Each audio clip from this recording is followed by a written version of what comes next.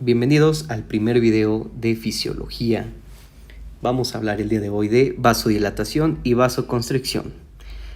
Esta se le denomina de esa manera al aumento o a la disminución del diámetro de la luz del vaso sanguíneo.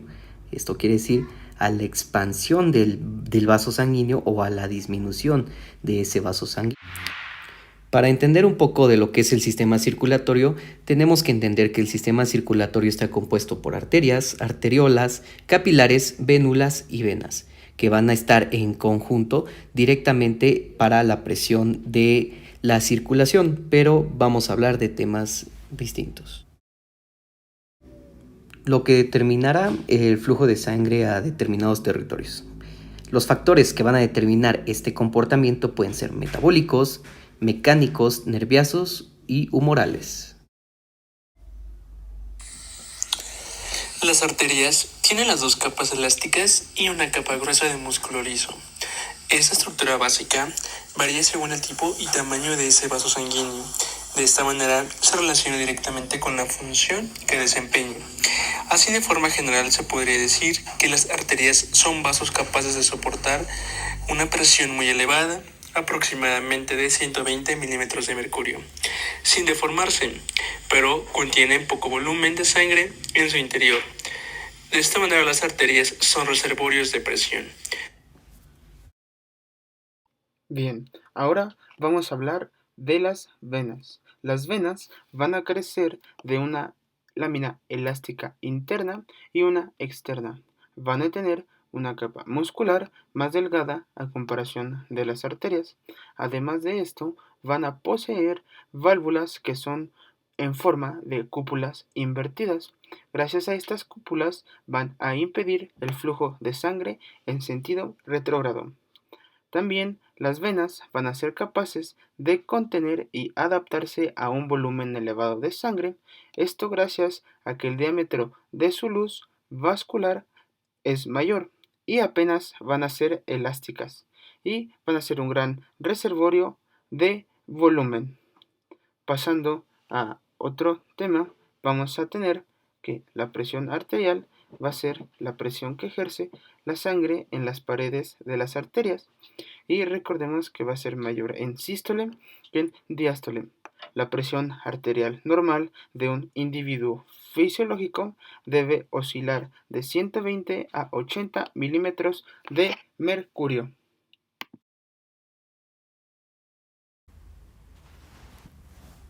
Las arterias van a conducir la sangre desde el corazón hacia los otros órganos. Se originan de la arteria aorta que sale desde el ventrículo izquierdo y se van ramificando progresivamente hasta dar lugar a las arteriolas y capilares. Contienen fibras elásticas y les dan elasticidad y una capa de células musculares lisas que le permiten la constricción o la contracción, que esto lo conocemos como vasoconstricción, y la relajación, que la conocemos como vasodilatación, y así modificar o disminuir, aumentar respectivamente su diámetro.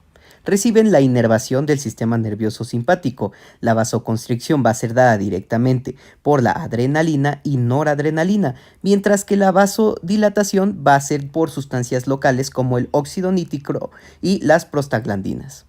Van a tener también la función del transporte de la sangre a gran presión desde el corazón hacia los otros tejidos. Una presión elevada es un reservorio de presión, poco volumen, baja distensibilidad, y esto también tiene como característica hacerlas más elásticas. Todos los vasos del organismo, excepto los capilares y las vénulas, están inervados por el sistema nervioso simpático, pero su influencia de esta manera es más importante en arteriolas y venas pequeñas, donde la capa de músculo liso es más importante.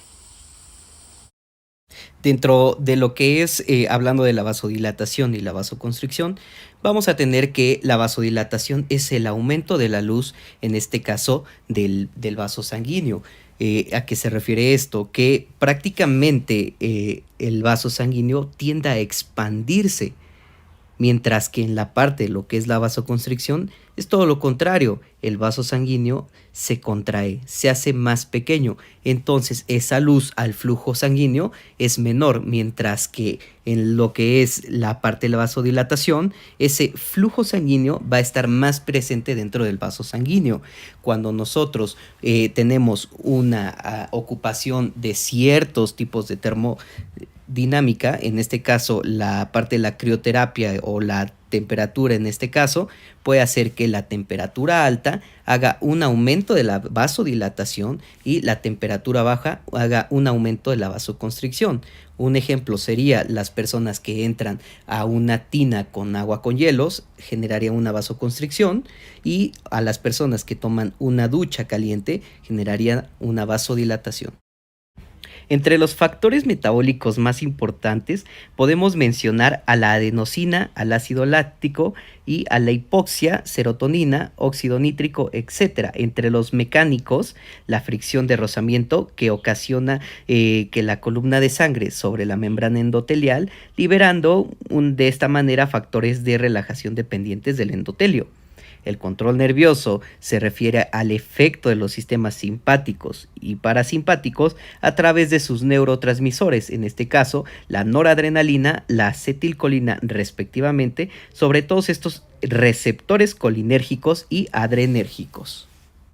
Entonces, lo que quiere decir que al activar una neurona simpática directamente hacia lo que van a ser los receptores alfa del vaso sanguíneo, va a estar directamente relacionada con este neurotransmisor que es la noradrenalina, lo que va a dar una actividad tónica, ya sea de un tiempo disminuido o un tiempo más activo. En este caso, el tono vasomotor, que va a ser directamente durante la activación. Entonces vamos a generar directamente, gracias a esta estimulación del neurotransmisor, un tono vasomotor, como lo mencionábamos, de un tiempo más lento o de un tiempo más alto.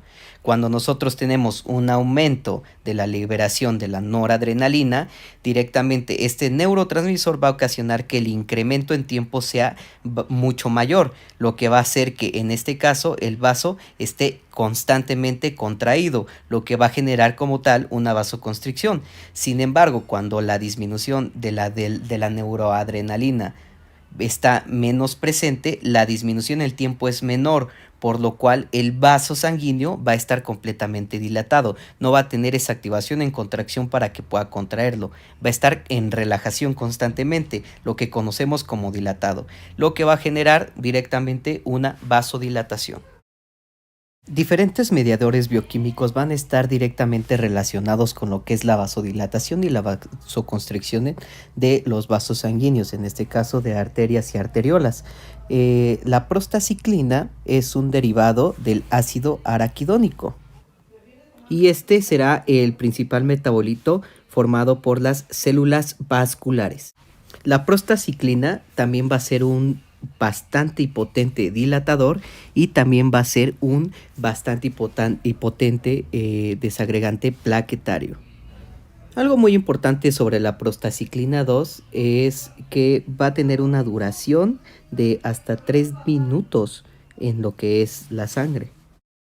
Otro vasodilatador también importante va a ser el óxido nítrico, que este será un metabolito directamente formado por nuestras células plaquetarias. Este potente vasodilatador también será conocido como el factor relajante derivado del endotelio. Su síntesis directamente de este componente va a ser directamente por el flujo sanguíneo o por la tensión por cizallamiento o torsión por cizallamiento.